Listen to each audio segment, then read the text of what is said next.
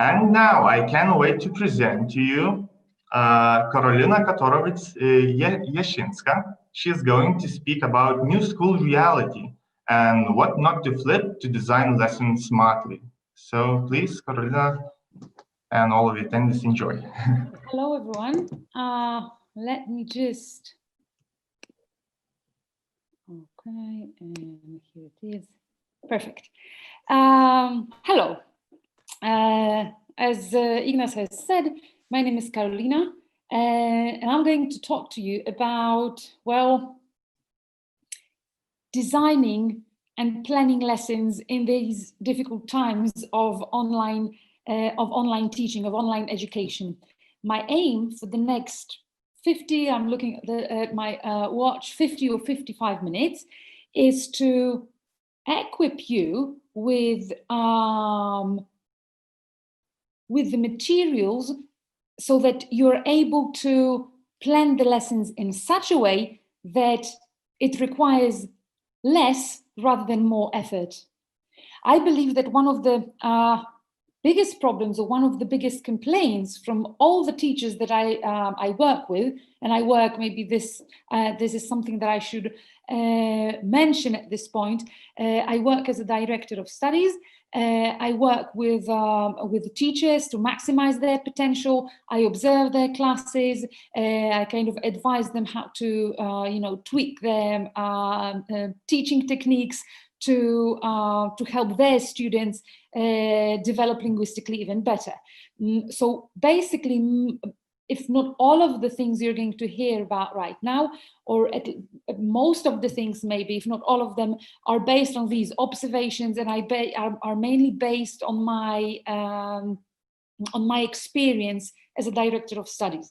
So what I observed at the very beginning of this lockdown and the very beginning of online education is that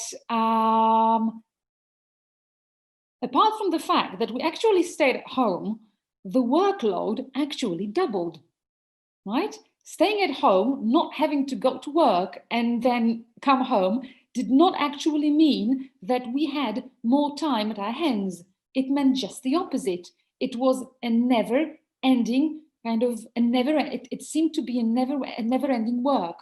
Okay.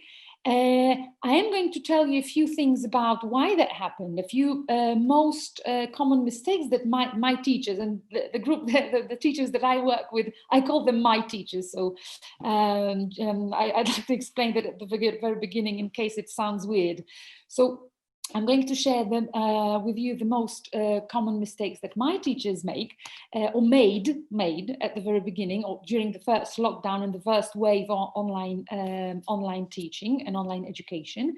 And like I said at the beginning, my aim for the next hour is to provide you with sufficient measures to make knowledgeable choices and reasonable decisions as to how to design your lessons, how to plan your online teaching so that it does not amount to extra effort, okay? Or it doesn't, so that it doesn't add up to the effort that you have to put into online education. One thing that I'd like to, so what I'm really going to talk about is not so much of distance learning, but distance teaching. And I am perfectly aware of the fact that, at the end of the day, it is the student who is the most important part, or should, in the process of linguistic development. But today, I'm not going to really focus on the student. I'm not going to focus on the process of developing different skills of language subsystems. I am going to focus directly on the teacher and what he or she could or do to make his or her work at least a little bit easier. So the agenda is the following. I will start with some introduction in which, yes, I am going to tell you about some of the basic mistakes or most common mistakes that my teachers used to make at the very beginning of online education. Based on those mistakes, so bearing them in mind, I will try to come up with some basic principles of distance teaching. So something that, whichever course book you teach with, whichever age group you really teach with, there is a certain list of principles that I believe if you follow them, your work will be slightly easier, I think, right? Then I'm going to talk about 2 scenarios for distance learning, and I am going to discuss something that I called a guide. I called it here a guide to success, or a guide to online teaching based on Gateway. And this guide is actually quite an extensive handout that you're going to receive after, I'm not sure if it's after my presentation or really after the conference today. And during this presentation, I will also explain how this guide works, what you can see there, how to adjust it to your own needs. So let us start with a short introduction. Basically, when people think, I mean, outside the schoolwork, or maybe in the past when, you know, perhaps even some of you did online courses, okay? But or at least some of us have heard about people who do online courses, and basically this was the idea. You know, a teacher explaining something, everything working nicely and smoothly. But in fact, once it all started, when it all started, it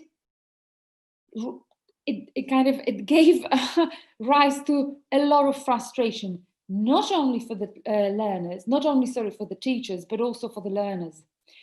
One of the reasons for this was the fact that, and that was one common thing that all of my teachers unfortunately did, was that they simply gave students too much work to do.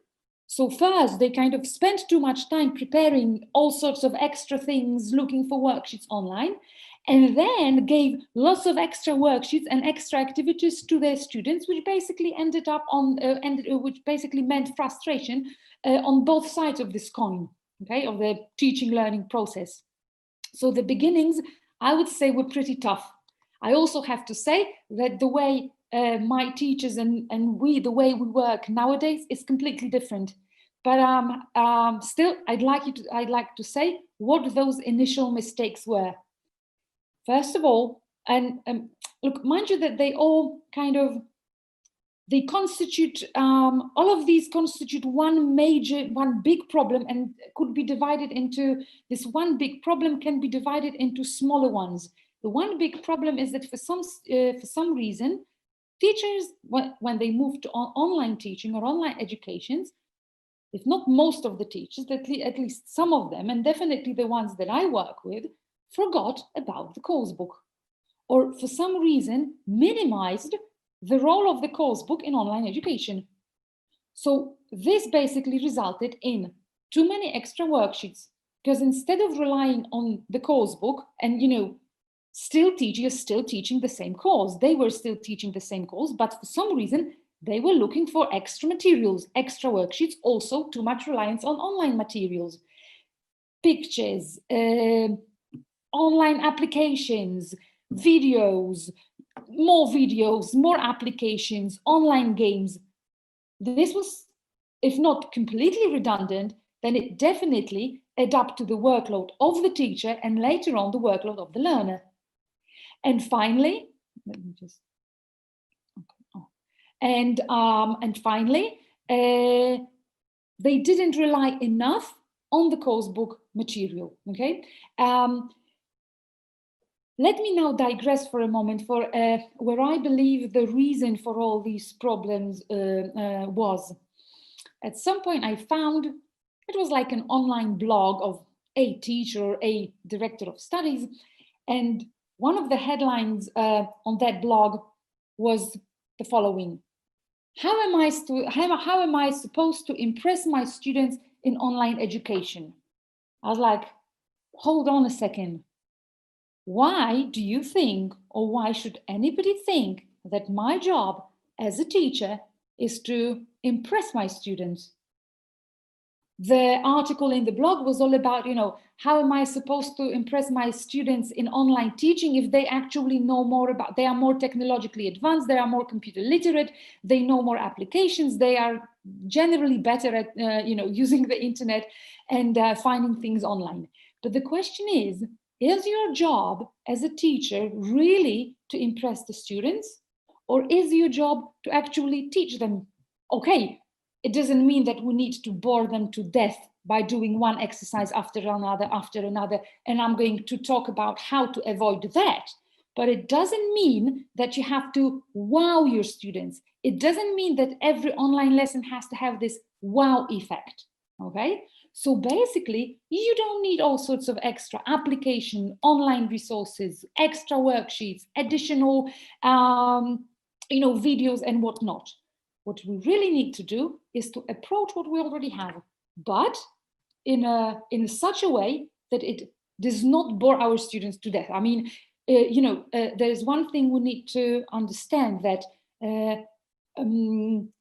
being in the classroom learning or going to school provides variety. There is always some kind of group dynamics. There's a break. Things are going on. When the student sits in front of the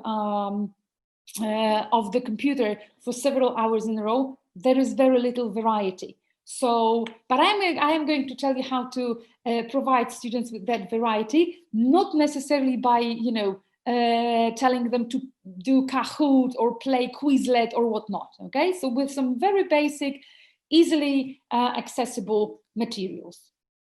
Okay, so here we are. So basically, my ideas for today will be that in online education, we still stick to the course book. What has to be done, however, is that we need to be selective. Okay, for example, well, I've just told you that doing one exercise after another in the student's book, then in the workbook, is going to be downright boring. Okay, very repetitive. So let's be selective. Let's decide which of these activities should be done and which of them perhaps should be omitted. Okay, now how to decide in a conscious and knowledgeable way what to do and what to omit is one of those tools that I'd like to equip you with today, so that at the end of this session you can make such choices on your own.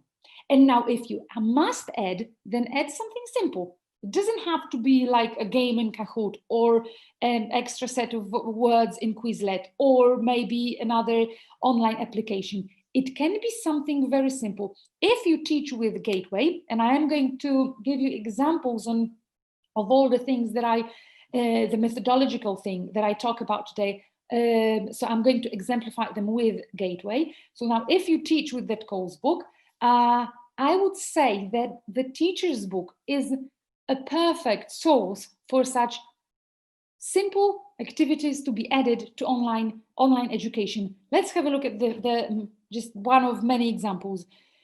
Ask students to write the names of 3 famous people who annoy them and say why using vocabulary from the first, or say using why, and say why using vocabulary from the first lesson and adverbs of frequency.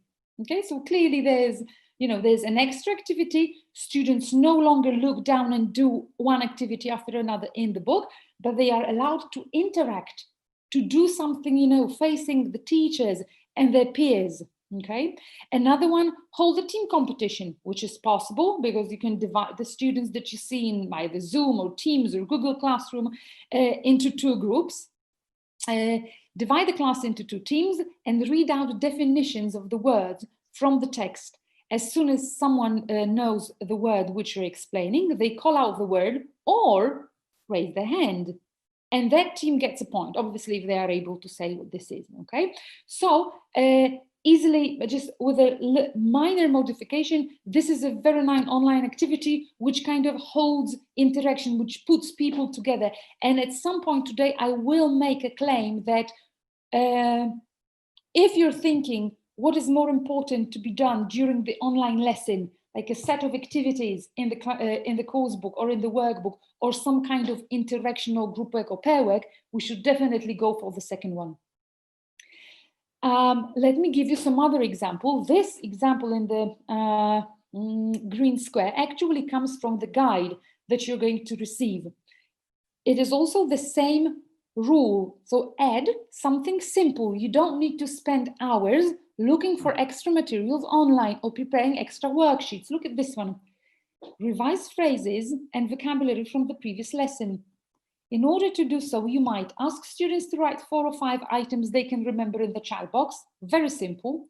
Show students a photo which you prepared before the lesson and ask students to write a mini dialogue based on this photo using the target vocabulary, or show students 3 to 4 sentences in L1 and ask for translation, which is also a very nice revision activity without the extra effort of preparing extra worksheets or looking for online materials. Okay, so this was a short introduction,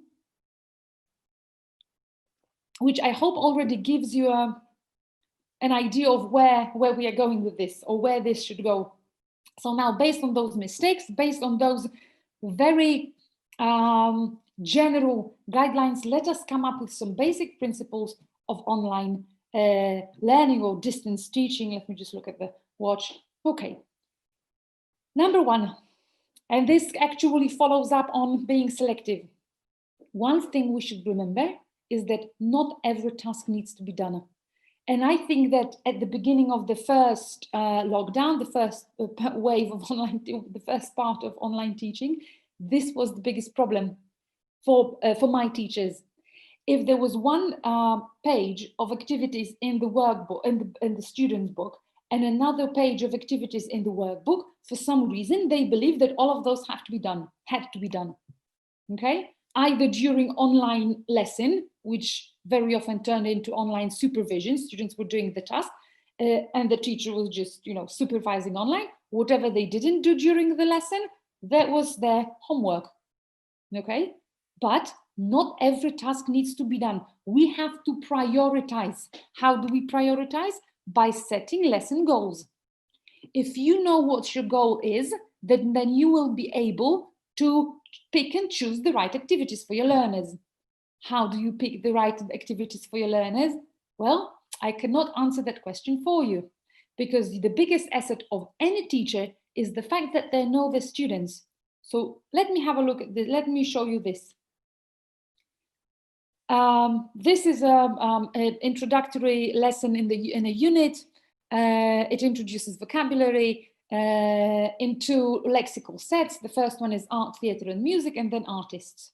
And now, it would be difficult for me to choose something for your students, right? But for my students, I can make these choices. First of all, I can decide whether I want to focus on presentation or practice, because let's face it, there are 7 activities on this page. We are not going to do all of them, okay? So perhaps I will focus on the activities that present the new vocabulary, which is exercise number 1 and 2 here, and exercise number 4 here, and that's all, okay? And I can decide that because perhaps I'm more interested in giving students time to do these activities in art from the lexical field of art, theatre, and music, because the name of artist is actually something that we already discussed a while ago, while we discussed, I don't know, the jobs, okay, or people who do different activities, so, right? Or maybe I'm going to decide on different vocabulary sets. Maybe I'll say, okay, art, theatre, music is actually something pretty easy, and that's not that important from the point of view of the exam or the test that they are going to write at the end of the semester or the school year. What is really important for me is this exercise. Why? Because this is actually word building, and word building is something that my students have problems with, okay? But this is something for me to decide based on what my students' needs are, what the curriculum requirements are, what the test requirements are, and so on.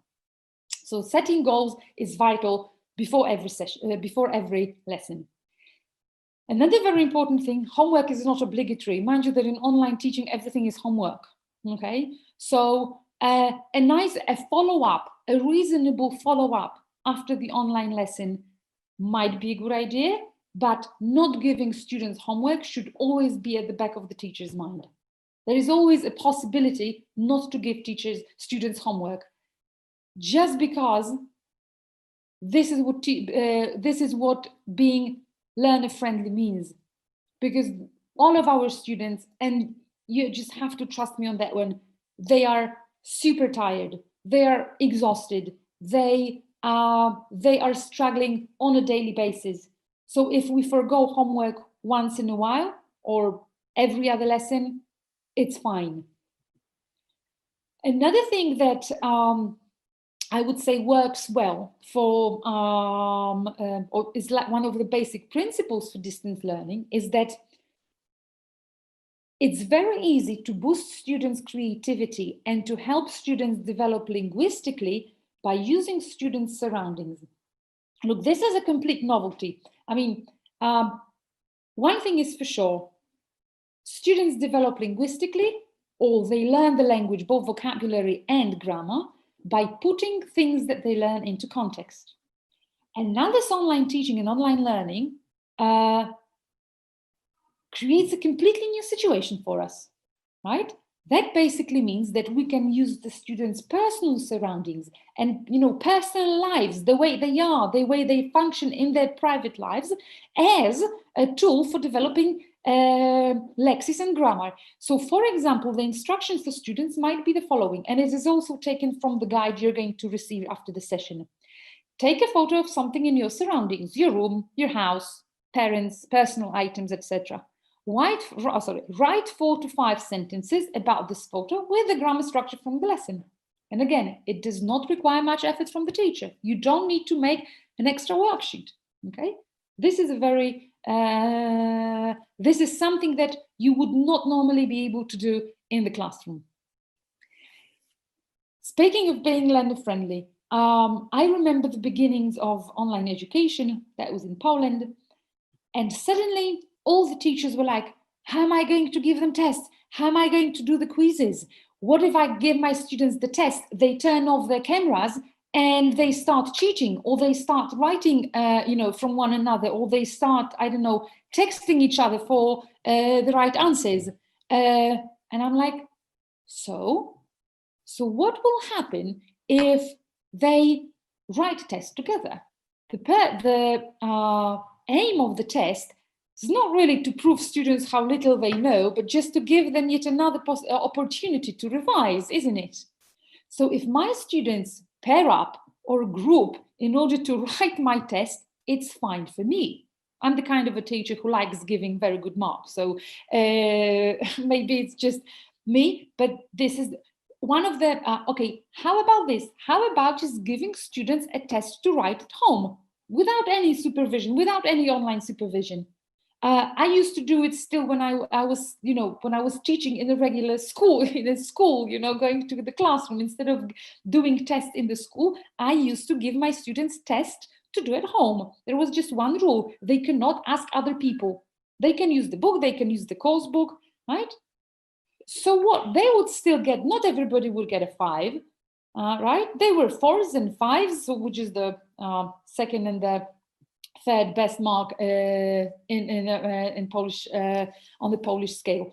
But I don't mind that, right? And in such difficult times of lockdown, of pandemic, or online education, I think that it's even more important for assessment to be friendly. I'll show you some examples of how to make this assessment learner friendly.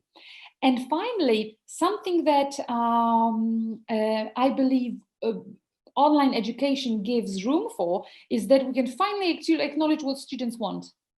In other words, in the classroom, when you manage 20 or 30 people at the same time, it's difficult to tell students, okay, now do 3 activities of your own choice from this page, because later on, you know, classroom management would fail completely. But in online education, that will actually work. And let me show you how it works. Again, the example is from, that's a revision page from Gateway. Students are supposed to revise reported speech, statements and questions, and vocabulary. The instruction for students goes: do 3 tasks of your choice on exercise 107. You don't need to do all of them. Perhaps some of the students will do the easiest ones, because this is their nature as students. They want to do what's the easiest. But perhaps another person who is more ambitious and knows where where he or she struggles, he will choose to do what he used to have, or what he had problems with on this page. We can also add instructions for students. Could be do 3 tasks of your choice on page 107. Make sure you mix grammar and vocabulary activities, for instance, to make sure that students do kind of revise a little bit of grammar and a little bit of vocabulary. But that's okay. We are working and we are teaching in completely new times. Giving students a choice is fine for me. And the last exercise the last principle for distance teaching is something that I've heard at my son's school when we were preparing as parents for online education. One of the teachers in that school said, remember, doing a task is not learning. If you ask students to do 7 activities on the page from the student's book, and another 6 activities from the workbook, it still doesn't mean that they have learned anything. Okay, it's better to narrow down the number of activities to 3, but make sure that students actually think, do something extra than just ticking. Use those new words and structures in context. And I'm going to show you in a moment how that actually works. And I am going to show you how these principles work in 2 different scenarios for distance teaching. Distance learning, distance teaching, like I said, everything, everywhere here in my presentation, you will only find distance teaching because, like I said, I'm talking about teachers today, and the teachers, so to speak, well-being to a certain extent. Now, there are 2 options which you are probably familiar with. The first one is called asynchronous, which means that there are no video connections. What you do is just send the instructions for individual study. And right now that we have developed different methods and techniques, and now that we have got used to online teaching, I believe that asynchronous teaching is not so popular anymore. It was, however, at the beginning of online learning. So I'm pretty sure that if not all of you, then most of you actually teach in that synchronous way, with real-time lessons, when students just log into Zoom, Classroom, Google Classroom, Microsoft Teams, or whichever tool you have.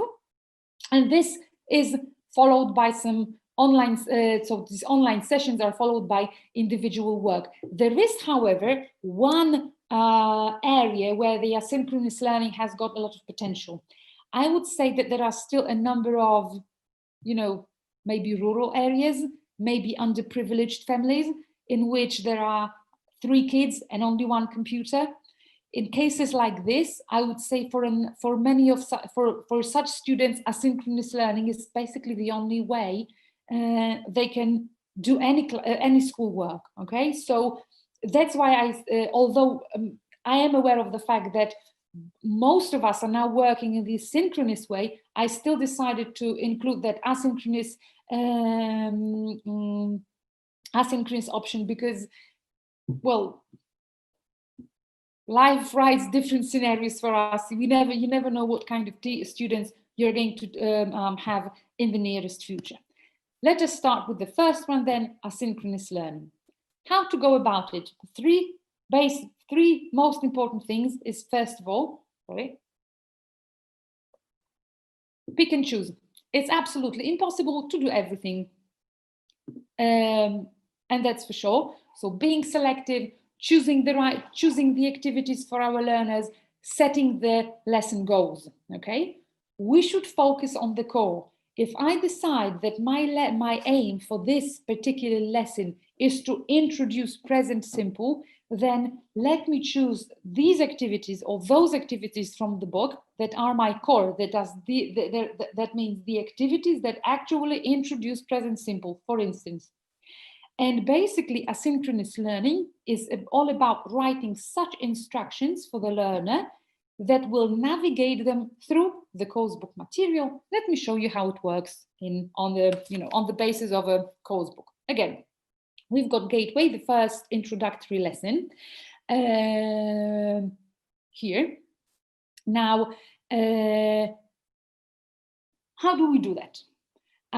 First of all, prioritize, right? We need to decide what is it that we want our students to do. Even if it's not for online education, we cannot just, or we shouldn't write to our learners, do activities from page 107 in the student's book and page 55 in the workbook, that's all, okay? Because it's, like I said before, it's downright boring. There is no variety. Students feel, I would say that this gives students the feeling of being left alone completely, okay? So we still need to prioritize and focus on something. So again, you can either choose the presentation activities, and let's have a look here. For instance, parents work with a partner, students cannot work with a partner, but put these words in the correct column, okay. So this is something that I would do. And I would also ask them to do exercise 4 and 5, right? And then at the end, just to provide some variety, I would add one of the activities which relies on more than just ticking and crossing and matching. So this is what I would choose. I would choose one listening, right? Go beyond doing a task. If you must add something extra. Maybe you can ask students a question about the photographs and include an element of choice. So maybe if you tell your students to do exercises 1, 4, and 5 from this page, then you can add and maybe choose one of the listening activities from this page. If students just want to listen, check, and repeat, they will listen to the recording to exercise 2. If they want more, they will listen to the recording to exercise 6. And now, how is this done in the Gateway Guide for Distance Learning? In the first option, asynchronous learning. Let me first maybe digress here or introduce this handout to you, something that you will receive. Basically, the guide is nothing else but a bunch of generic instructions that in this asynchronous option can be sent out to your students. Due to the fact that Gateway is organized in every unit in Gateway is organized in the same or according to the same language systems and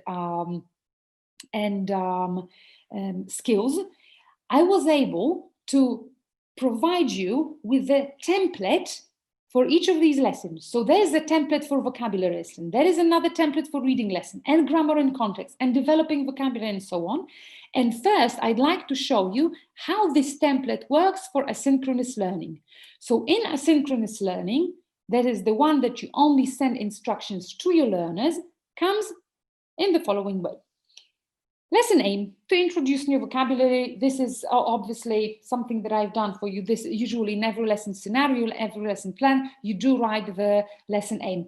However, what comes under it, the obligatory tasks this is something that you might already think about and change. I wrote here all tasks from the student's book introducing new vocabulary, some of the vocabulary presentation. But maybe this is a moment when you could think about your students. In other words, the obligatory task is the minimum core, right? The minimum core that every student should do. And then your task is to you receive a template, and it says as follows: send the following instruction to your students. This is an instruction to you. Remember to complete the pages and the number of the task, which are all marked in red lines. So, and here what you send to the students comes here from this moment, what to prepare before the lesson. So prepare students' book, workbook, and notebook. And here comes the list of instructions. What do I do and where to find it? Number 1, look at the photos on page something. You can, because this is, like I said, for every single vocabulary lesson in the book. Can you name at least 5 items you can see in these pictures?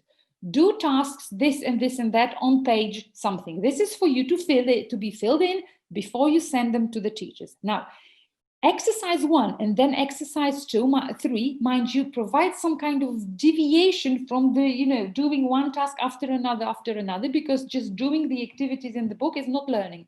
So I suggested the following. create a mind map for the new words, or write the new words in the notebook. Then I added something else. Listen to the activity, do the listening activity number something on page. This also gives you the recording, and then do 3 tasks of your choice on page something in the workbook, right? So mind you, all of the principles for online teaching are actually there. There is element of choice. We do talk about, what's the, we focus on the core. We do think about the lesson. Now, let me show you some other principles, how they work in this particular guide. Let students choose and make use of the student's surroundings. This is a grammar in context lesson. I'm not sure how many of you actually use Gateway, but look at this. Now there's present simple and present continuous, 2 activities. And then you go to grammar reference. So these are for grammar presentation, and then grammar practice. Now then number 3 is again grammar presentation with grammar reference on a different page, and then again grammar practice. So how to let students choose and make the use of the surroundings? Here you are. Again, the lesson name is grammar presentation and practice, obligatory task, a grammar presentation activity, grammar reference. This is again for you to revise. Perhaps you would like to include something else here, but this is, mind you, it's just for you. You don't really send it to the learner. What you send to the learner starts here, what to prepare before the lesson, and then what do I do? Do tasks 1A, 2A, 3A, and so on. So the grammar presentation activities. Then go to grammar reference on page something. Then do tasks, and which tasks should be done. If necessary, go to grammar reference again, because this is where you find more explanation. And again, do 3 tasks of your choice. Do 3 tasks of your choice in the workbook. Now, and again, what comes here is the idea for assessment. It's the one that that I already quoted today. Take a photo of something in your surroundings, your room, house, parents, personal items, etc. It should be etc. Sorry, misspelled word. Sorry. Write 4 to 5 sentences about this photo with the grammar structure from the lesson, and send the sentences to me by, I don't know, Friday the 20th at the latest. This is the instruction for students. Just right, and this is idea for assessment. It doesn't have to be a test. It's enough for the learner to do something, I would say, so that he or she presents something that, something that they did well. They can choose. Okay, this is something. Sorry, I lost track here. What I wanted to say is that with an activity like this, the assessment becomes learner friendly, because we give students other opportunities to show the results of the learning other than a test or a quiz. This is what I wanted to say. Sorry. Okay, more examples. The next the next activity, the next example is a page with developing speaking. Right now, some of our principles were: add something simple, make assessment learner friendly. So, at the same look, obligatory task, lesson names. Look here. First, students do task this and this on page, but then read the phrases in the speaking bank, choose 3 and write sentences with them, right? This is adding something small and something simple. You don't need a whole worksheet or extra activities, extra online app. This is something, because it's short, it's manageable, it's doable for every learner. And learner-friendly assessment, look at this one. Write a dialogue similar to the one from the lesson, using at least 3 phrases from the speaking bank, and send it to me by Wednesday the 22nd, or Wednesday will be the 25th at the latest. Okay, so again, it doesn't have to be a test or a quiz. Oh Jesus, I need to speed up now. I've just noticed how late it is. Okay then, so let us move on to the next part. So in synchronous learning, or the guide for synchronous learning, is simply a set of instructions that you send out to the learner. This is a generic template, which you only filled in with the number of pages. Obviously, naturally, this has been created for Gateway.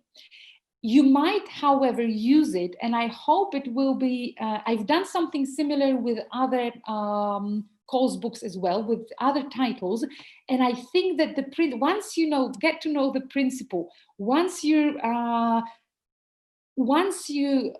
kind of go through this process with me and understand how this works, I think you will be able to create something similar for another book or another course book that you're using with your students.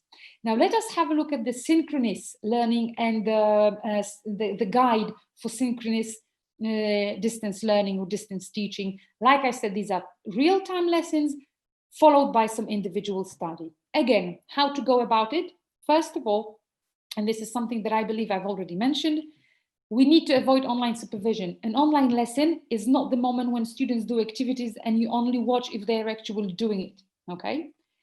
Online lessons should be collaborative, or as collaborative and as interactional as possible, because this is the, doing the activities in the student's book or in the workbook is something that students can do on their own.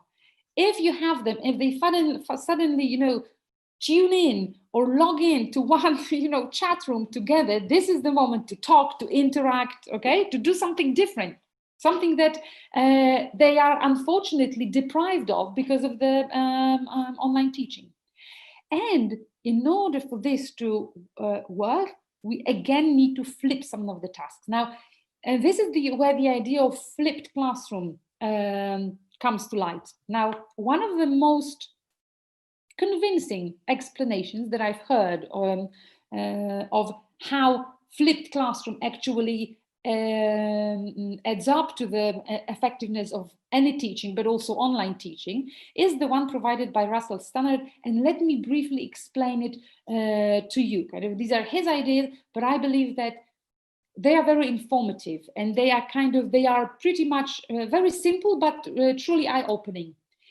In order to understand the idea, in order to understand what flipped classroom actually is, we need to go back to the Bloom's taxonomy of different thinking skills.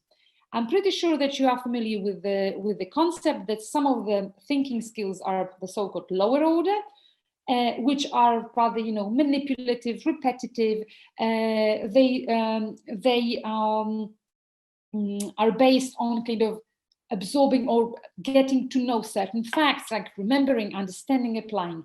Then on top of that are higher order thinking skills. So the activities, all of the activities that actually make you think, that make you interact with others, create, analyze different sources, they definitely require a lot more processing from the learner, okay?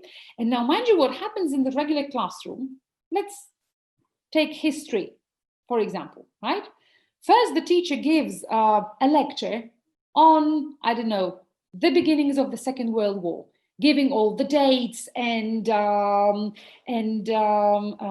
telling a story, right? So, and these are lower order thinking skills. It's all about understanding, remembering the dates, and so on. And then students go home and they have to do something with it. Yes, like create a mind map of different reasons for the outbreak of the Second World War, or create a timeline, or analyze some reasons for different events, and so on. And in other words, at home, they are left with higher order thinking skills. Now, the idea for flipped classroom is to change that. So actually understanding, so in other words, pure facts, and just reading about something is, what students can do at home. And now when you come to the classroom, let's analyze, evaluate, create something. And the same thing will be, the same principle will be applicable in online learning. Remembering, understanding, and maybe even applying, but definitely remembering, understanding is something that students can do before the lesson. So if you have a vocabulary presentation activity, students can do it before the lesson. So they can only look for the words in the dictionary. They can read the rules about how present perfect is made, okay? And then when they come to the classroom, or when they log on to your online session, you will analyze and evaluate and use these new vocabulary and structures in context, okay? talk about various concepts, share your ideas. This is the idea of a flipped classroom. So again, let us have a look on the basis of particular examples at on how it's going to work in our online education based on Gateway again. So one more time, the first lesson, vocabulary, the first lesson in a unit, this is what I mean. The first lesson in a unit, vocabulary, 2 vocabulary sets. Now, the question now will be, what is it that I ask students to do before the lesson, and what is it that I leave for the online session? If we follow the flipped classroom ideas, so anything that is suitable for self-study can be lesson preparation, and anything that requires interaction and communication will be done during the online session. So maybe look at this one, exercises 1, 4, and 5. This is something that students can do before the lesson, and there's no need for you to sit down online and supervise them doing these particular activities. Now, when they come to the classroom or when log into your online lesson, they are already equipped with a little bit of language. And now you can ask them to listen, to talk about the photographs, listen to people talking about themselves, do some speaking activity, and so on and so forth. Right? Okay. So here, what will be, this is something that I'd like to share with you, this inventory of before the lesson activities. What else can you ask students to do before the lesson? Any warm-up activities from the course book? Vocabulary and grammar presentation, that's what it looks like in Gateway. If the grammar lesson begins with matching the rules with the examples and reading bits and pieces of grammar reference, such as the grammar explanations, they can do it on their own before the lesson. You can ask students to read or listen to a text or a recording for global understanding. So without focusing on the details, but just read it once to have any idea of what the text is about, or just listen to the recording and be able to tell me what it is about without really doing the activity from the course book. Just listen, okay? You can give students some jumbled sentences that, as a preparation for this particular lesson, they are supposed to put in the correct order or unjumble, okay? You can even give students the vocabulary list in their mother tongue, so that for them to look for English equivalents. Okay, something very simple, something that belongs to the lower order thinking skills. You can also focus on the special boxes, like read the comprehension tip and think about if you actually do it, if you ever do it. Read the exam tip, read the phrases bank before the lesson, right? Something simpler, but something that students can easily do through self-study.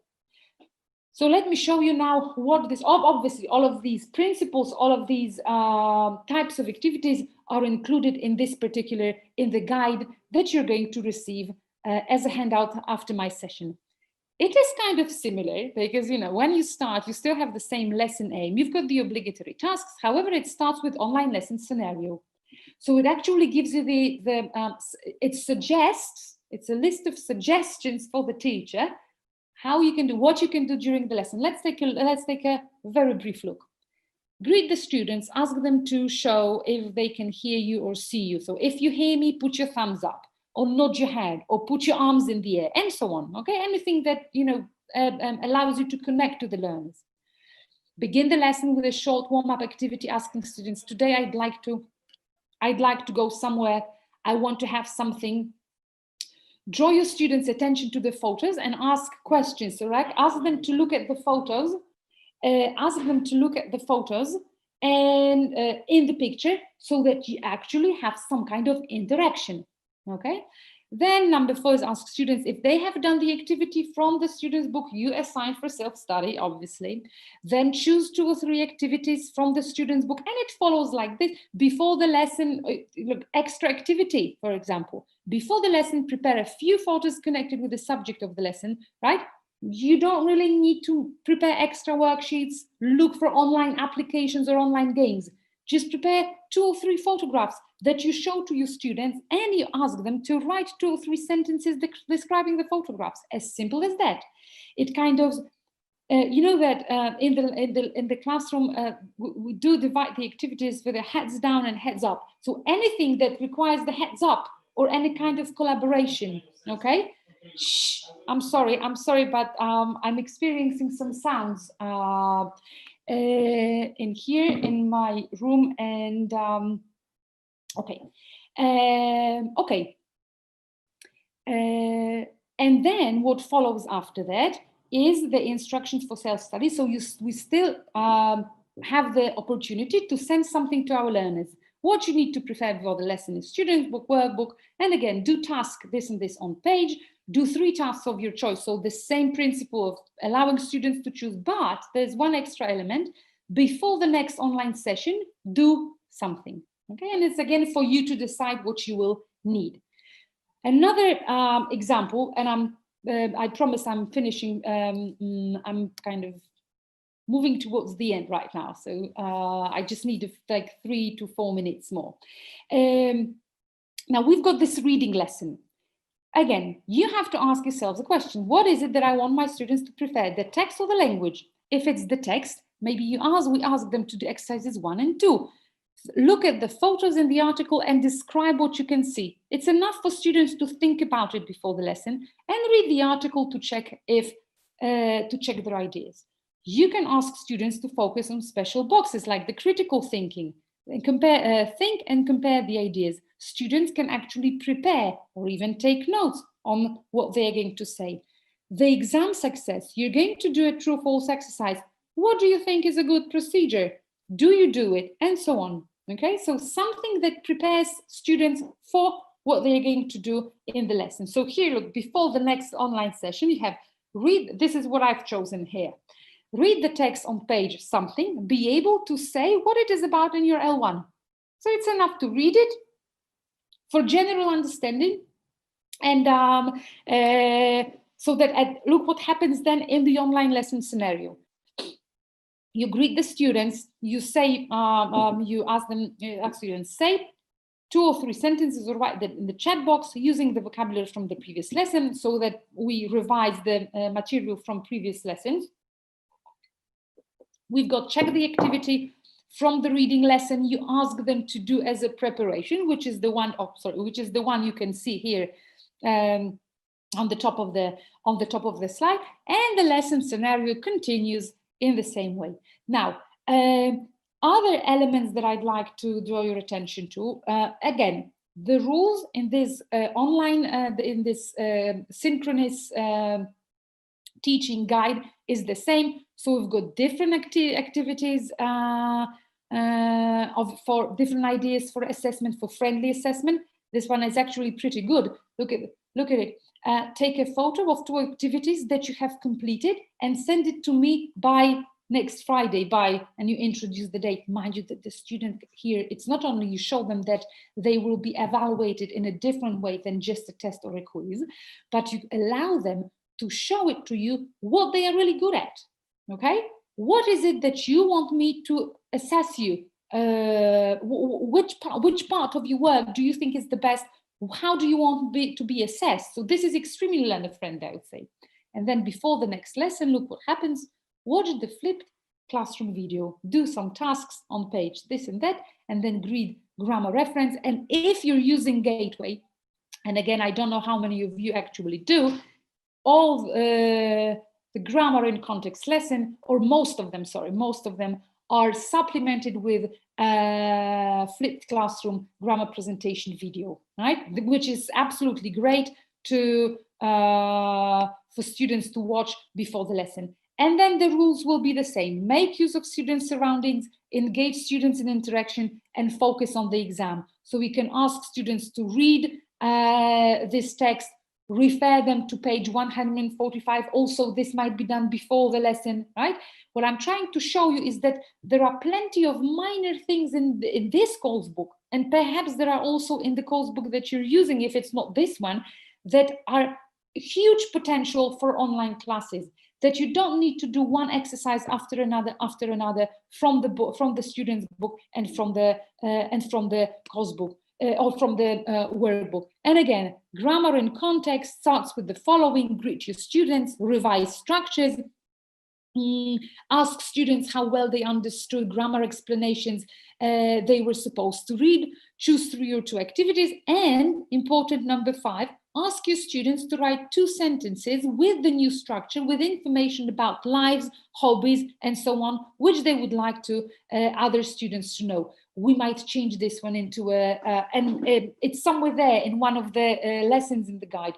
We might change this one into a game. Write one sentence that is true and 1 sentence that is false. Students read it out, and the other students have to guess if it's actually true or not. Okay. So again, this is the lesson. After the lesson, you send the students the instructions for self-study, and this continues like this in exactly the same way. So just one sentence of summary. I hope that things, like I said, you will receive both guidelines or both guides, the gateway guides to both synchronous and asynchronous teaching. If, however, you don't teach with gateway, I really hope that what I've just helped you out with is to make conscious and knowledgeable choices, make good selections, and be able to prepare lessons effectively but effortlessly. Okay, be able to pick and choose what's good for my students from any course book that you actually use. And good luck with that. Thank you very much. Thank you, Karolina. It was a very interesting presentation and useful as well, right? We gathered quite a lot of questions, which we are going to ask in the Q&A session. Yes. Okay, so thank you again. And thank you. I'll see you at the Q&A session, yeah? Yeah, see you. See you, bye. Bye-bye.